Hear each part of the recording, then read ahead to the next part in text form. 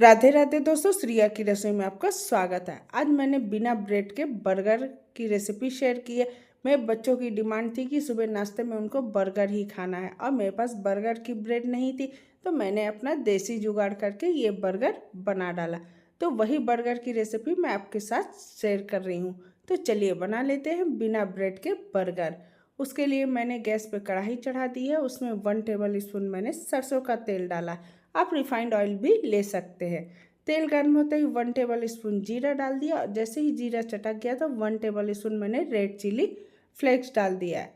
उसके बाद 2 कप मैंने पानी डाल दिया। अब पानी आप सावधानी से डालिएगा, नहीं तेल के छींटे आपके ऊपर आ जाएंगे, क्योंकि तेल और पानी मिलते ही वो छींटे मारता है। तो इस तरह से 2 कप पानी डाल दिया। अब इसमें हम डाल देंगे स्वाद अनुसार नमक या हाफ टेबल स्पून नमक। नमक आप अपने स्वाद के अनुसार डाल सकते हैं, कम ज़्यादा। सारी चीज़ों को हमने अच्छे से मिक्स कर लिया और पानी में उबाल आने देते हैं। और देखिए कैसे हमारा पानी बुलबुले छोड़ रहा है। तो उसके बाद मैंने 1 कप सूजी ली है। सूजी को भी मैंने थोड़ा थोड़ा करके डाला है और कंटिन्यूअस चलाते रहेंगे, नहीं तो सूजी में लम्स गुठलियाँ पड़ जाएंगी। और मेरी सूजी में लम्स गुठलियाँ पड़ने लग गई थी, क्योंकि मैं भूल गई थी मुझे गैस की आँच को धीमा करना था। मैंने फटाफट गैस की आंच को धीमा किया और चलाते हुए सारी गुठलियों को मैंने ख़त्म कर दिया। और वो चम्मच के मैं बैक साइड से करते हुए गुठलियाँ ख़त्म कर दी। और धीमा करने के उसमें जल्दी में मेरी गैस भी बंद हो गई थी, जो मैंने ध्यान नहीं दिया था। तो मैंने गैस की फ्लेम ऑन करके उसको धीमा कर दिया। गुठलियों को इस तरह मसलते हुए मैंने ख़त्म कर दिया और बढ़िया अच्छे से सख्त सा डोर बनकर तैयार होगा। बहुत अधिक सख्त मत कर दीजिएगा, नहीं तो आपके बर्गर टूट जाएंगे। तो इस तरह चलाते हुए मिक्स करते हुए हम बढ़िया अच्छे से सूजी को पका लेते हैं। आप चाहे तो ढक के 5 मिनट इस तरह छोड़ सकते हैं, जिससे सूजी स्टीम या भाप से अच्छे से पक जाएगी। पर हमारी सूजी तो पक चुकी है, क्योंकि मैंने बारीक वाली ली थी। आप चाहें तो मोटी वाली सूजी भी ले सकते हैं। उसको प्लेट में निकाल के हम हल्का ठंडा कर लेंगे। इतना ठंडा करना है कि आपका हाथ उसको टच कर सकते हैं। और जब तक हमारी सूजी ठंडी हो रही तब तक इधर बर्गर की हम टिक्की बनाने का मसाला बना लेते हैं। तो उसके लिए मैंने कुछ सब्जियां ली हैं, जिसमें मैंने 1 शिमला मिर्च, 1 प्याज, धनिया पत्ती और गाजर लिया। गाजर को मैंने रफली चॉप करते हुए इलेक्ट्रिकल मिनी चॉपर में डाल दिया है और गाजर को बढ़िया बारीक चॉप कर लेंगे। आप चाहें तो प्याज, शिमला मिर्च को भी चॉपर में चॉप कर सकते हैं, पर मैं केवल गाजर को चॉप करूँगी। प्याज, शिमला मिर्च को मैंने हाथों से चॉप किया। इसमें जो सब्जियां आपको ना पसंद हो आप स्किप कर दें, और जो डालना चाहें वो डाल सकते हैं, क्योंकि सब्जियां तो आप अपने अनुसार डाल सकते हैं जो बच्चों को आपके यहाँ पसंद होती है। मेरे यहाँ बच्चों को ये सब्जियां बहुत पसंद होती है। तो देखिए हमने गाजर को बढ़िया अच्छे से बारीक चॉप कर लिया। उसके बाद मैं प्याज को भी बारीक बारीक चॉप कर लूँगी हाथों से।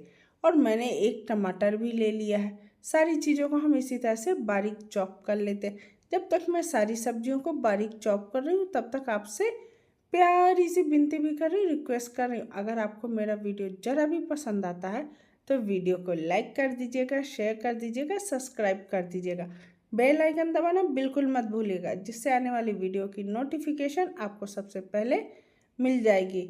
और इस तरह से जब बच्चों को भूख लगे या बच्चों की डिमांड हो बाहर का कुछ खाने का, और आपको जाने का समय ना हो या धूप बहुत तेज हो, गर्मी बहुत हो, तो आप इस तरह से झटपट से नाश्ता घर पर बना सकते हैं बच्चों की डिमांड पर। तो प्याज को हमने बारीक चॉप कर लिया है, धनिया पत्ती को भी मैंने कर लिया। अब शिमला मिर्च को भी मैं बारीक बारीक चॉप करूँगी और हाथों से करूँगी। आप चाहे तो इलेक्ट्रिकल चॉपर या हैंड चॉपर जो आपके पास हो उससे आप इसको चॉप कर सकते हैं। इसी तरह से हम टमाटर को भी बारीक चॉप कर लेंगे। तो सारी सब्जियां हमारी अच्छी तरीके से चॉप हो चुकी हैं। तो अब मैंने गैस पे कढ़ाई चढ़ा दी है और मैंने वही कढ़ाई ली है। कढ़ाई को गर्म होने देते हैं और जैसे ही हमारी कढ़ाई गर्म हो जाएगी तो इसमें मैंने 2 से 3 टेबल स्पून सरसों का तेल डाला है। आप चाहें तो रिफाइंड ऑयल यूज़ कर सकते हैं। तेल गर्म होते ही 1 टेबल स्पून मैंने इसमें जीरा डाल दिया है और जीरा जैसे ही चटक जाएगा तो उसमें मैंने हाफ टेबल स्पून हींग डाल के अच्छे से चटका लिया, क्योंकि हींग डाइजेस्ट करने में बहुत मदद करती है। उसके बाद हमने प्याज को डालते हुए हाई फ्लेम पर 2 मिनट सौटे कर लिया। उसके बाद हमने बारीक कटी हुई गाजर डाल दी है। गाजर को भी चलाते हुए अच्छे से मिक्स करके हाई फ्लेम पर ही सौटे करेंगे। सब्जियों का कच्चापन हल्का बना रहेगा, हमको सब्जियां गलाना बिल्कुल नहीं है। इस तरह से जैसे ही 2 मिनट हमारी गाजर भी हल्की सौटे हो गई, तो उसके बाद इसमें हमने डाल दी है बारीक कटी हुई शिमला मिर्च। उसको भी हल्का क्रंचीपन बना रहने देंगे और सौटे कर लेंगे।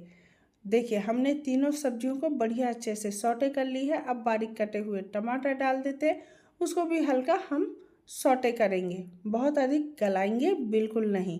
तो इस तरह से चलाते हुए टमाटर को भी हम हल्का सब्जियों के साथ सौटे कर लेते हैं। और हमारी सारी सब्जियां देखिए 5 मिनट कुक हो चुकी हैं और हाई फ्लेम पर कुक हुई हैं। तो अब इसमें मैंने हाफ टेबल स्पून नमक डाल दिया, या स्वाद के अनुसार आप नमक डाल दें। नमक आपके फीलिंग की क्वांटिटी के अनुसार होता है, क्योंकि नमक हमको हिसाब से डालना है। हमने बाकी चीज़ों में भी नमक का यूज़ किया। हल्का चलाते हुए जैसे हमारी सब्जियां हल्की सौटे हो गई, तो मैंने इधर 250 ग्राम ले लिए हैं उबले हुए आलू, जिनको मैंने छील कर ठंडा कर लिया। उनको हाथों से मैं मैश कर लूँगी। आप चाहें तो पोटैटो मैशर से भी मैश कर सकते हैं, पर इस तरह से मैं हाथों से मैश करूँगी और इसमें बहुत अच्छे से मैश भी हो जाएगा और हमारी टिक्की का एकदम बाइंडिंग सा फ्लेवर आएगा। इसमें मैं बेसन पोहा कुछ नहीं मिलाऊंगी, बस आलू डालूंगी। उसके बाद कुछ बेसिक से मसाले डालूंगी, जिससे ये फीलिंग हमारी एकदम चटपटी सी बने। तो इसमें मैंने हाफ टेबल स्पून हल्दी पाउडर, 1 टेबल स्पून धनिया पाउडर, हाफ टेबल स्पून गरम मसाला, 1 टेबल स्पून कश्मीरी लाल मिर्च पाउडर डाला है। मेरा स्पून छोटा है इसलिए मैंने हाफ और 1 टेबल स्पून डाला है। और खूब सारा बारीक कटा हुआ धनिया पत्ती डाल देंगे। सारी चीज़ों को अब हम अच्छे से मिक्स कर लेंगे। मसालों की क्वांटिटी आप अपने अनुसार कर सकते हैं, जितना स्पाइसी आपको पसंद हो। बच्चों के लिए बना रहे हैं तो बहुत अधिक आप स्पाइसी ना बनाएं। सारी चीज़ों को मिलाते हुए देखिए कितने अच्छे से हमने आलू की एकदम चटपटी सी फीलिंग बनाई है। इसमें मैंने टमाटर का यूज़ किया जो देसी है, थोड़े खट्टे हैं, इसलिए हमने इसमें अमचूर पाउडर या नींबू का रस नहीं डाला है। अगर आप टमाटर नहीं डालते हैं तो आप इसमें 1 टेबल स्पून नींबू का रस या हाफ टेबल स्पून अमचूर पाउडर डाल सकते हैं। सारी चीज़ों को मिक्स करते हुए आलू को हमने अच्छे से बढ़िया भून लिया है और फिलिंग हमारी बनकर तैयार हो गई है। तो अब हम इस फिलिंग को निकाल के ठंडा कर लेंगे, क्योंकि गर्म फिलिंग हमको बिल्कुल नहीं चाहिए। गर्म फिलिंग में नमी मॉइस्चर रहेगा, जिससे हमारे बर्गर क्या अंदर तक क्रिस्पी नहीं बनेंगे। तो इस फिलिंग को हम ठंडा कर लेते हैं, उसके बाद हम इसकी टिक्की बनाएंगे। जब तक हमारी आलू की फिलिंग ठंडी हो रही, तो इधर हमने अपने सूजी के डोर को चेक किया। हल्का गर्म है, इतना गर्म है कि हम अपने हाथों से हैंडल कर सकते हैं। तो स्पून में जितना लगा था उसको निकालते हुए अब मैं बढ़िया अच्छे से मसलते हुए इसको एकदम चिकना डोर कर लूँगी सूजी का। अगर ये आपके हाथों में चिपके तो हल्का आप इसमें सरसों का तेल लगा लें, ये हाथों में बिल्कुल नहीं चिपकेगा। इस तरह देखिए मसलते हुए हम इसको एकदम से चिकना कर लेंगे। जितनी लम्स गुठलियाँ होंगी सब हट जाएंगी और एकदम चिकना सा डोर बन के हमारा तैयार होगा। डोर देखिए कितना बढ़िया चिकना बनकर तैयार हो चुका है। इसको गोला करके अब मैं रखती हूँ प्लेट में। उसके बाद मैंने एक चॉपिंग बोर्ड फैला लिया है, जिसमें मैं इस बर्गर को बनाऊंगी। तो उस चॉपिंग बोर्ड को हल्का तेल से ग्रीस करेंगे। उसके बाद मैंने लोई ली है, उस लोई को चॉपिंग बोर्ड में रख के मैंने हाथों से हल्का फैला लिया है। अब ले लिया है बेलन। बेलन को हल्का तेल से मैंने ग्रीस कर लिया और हल्के हाथों से मोटी रोटी हमको बेलकर तैयार करनी है। आप चाहें तो चकला का यूज़ भी कर सकते हैं। इस तरह चलाते हुए बढ़िया मैंने मोटी रोटी बना ली है। अब इस मोटी रोटी को एक शेप का बर्गर का शेप देने के लिए मैंने एक कटोरी ली है। आप चाहें तो कोई गिलास भी ले सकते हैं। जिस शेप का आपको बर्गर चाहिए उस शेप का आप कट कर सकते हैं। और बढ़िया अच्छे से राउंड में इसके कट कर लूँगी, तो एक साथ कई सारे बर्गर हमारे कट के तैयार हो जाएंगे। तो इस तरह से एक साथ मैंने 5 बर्गरों को कट कर लिया है। उसके बाद जो बचा हुआ डोर है, जिसको अब हम निकालेंगे और उसको बेल के फिर से हम मोटी रोटी बना लेंगे और उसका बर्गर का शेप का कट कर लेंगे। क्योंकि ये अभी बहुत मुलायम है, इकट्ठा होने के बाद ये फिर से कट होने लगेगा। और देखिए कितनी मोटी मोटी हमारे बर्गर की रोटियां बनकर तैयार हो गई हैं। इसको बढ़िया समेट कर हम बढ़िया डोर को बर्गर का शेप देंगे। अब इन रोटियों को मैं प्लेट में रख देती हूँ और इसमें एक डिजाइन बना लेती हूँ। डिजाइन को हमको हल्के हाथों से बनाना है, जिससे ये देखने में बहुत अच्छी लगती है। तो मैंने एक चाकू ले लिया है, चाकू से हल्के हाथों से मैंने लंबे लंबे पतले पतले स्लाइसेस कट किए।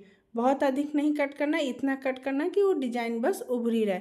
उसके बाद दूसरे साइड से भी मैंने वैसे ही कट कर लिया और स्क्वायर शेप में ये डिजाइन बनकर देखिए तैयार हो गई और देखने में कितने अच्छे लग रहे हैं। तो इसी तरह से सारे बर्गर की रोटियों में मैं ये डिजाइन कट कर लूँगी, पर बहुत अधिक आप चाकू मत गड़ाइएगा, नहीं तो आपके क्या बर्गर की डिजाइन क्या है नीचे तक कट जाएगी। जब आप इसको सेकेंगे या इसमें आप बर्गर की टिक्की रखेंगे तो ये बीच से टूट जाएगी। तो इसको हल्के हाथों से हमको डिजाइन बनानी है।